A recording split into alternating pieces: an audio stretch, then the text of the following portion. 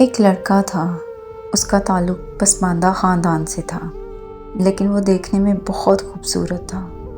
اس کے کالج میں ایک لڑکی پڑھتی تھی، وہ اسے بہت پسند کرتا تھا، لیکن وہ کبھی اتنی ہمت نہیں کر سکا تھا کہ اسے اپنے دل کی بات کہے، کیونکہ وہ لڑکی بہت امیر اور خوبصورت تھی، اور اس کے ساتھ ساتھ وہ تھوڑی مغرور بھی تھی۔ ان دنوں کالج کے آخری دن چل رہے تھے، کیونکہ اس کے بعد پیپرز اور پھر کالج ختم ہونے کے بعد سب نے اپنے اپنے بنائے ہوئے پلانز کے مطابق اس کو حاصل کرنے میں لگ جانا تھا۔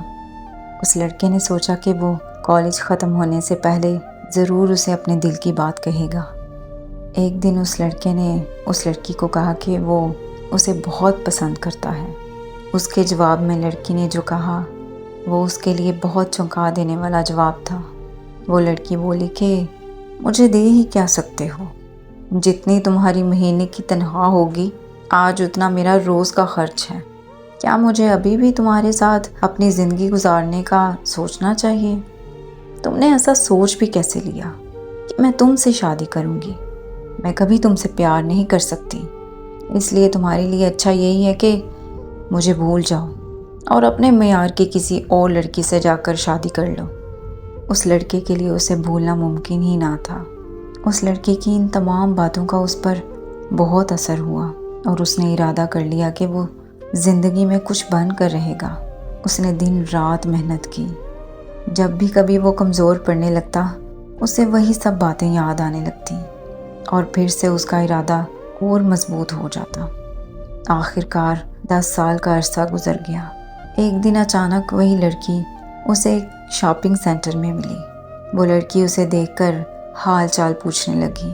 اس لڑکے نے کوئی جواب نہ دیا تو وہ پھر سے کہنے لگی کہ میری شادی ہو گئی ہے اور تمہیں اندازہ بھی ہے کہ میرے شوہر کی کتنی تنخواہ ہے؟ اس کی تنخواہ 2 لاکھ روپے ہے۔ کیا تم سوچ بھی سکتے ہو اتنی زیادہ تنخواہ؟ اور وہ بہت خوبصورت بھی ہے۔ وہ لڑکی تمسخرانہ انداز میں مسکرانے لگی۔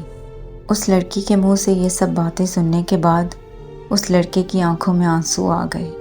کچھ ہی منٹ گزرے تھے کہ اس لڑکی کا شوہر وہاں پر آ گیا۔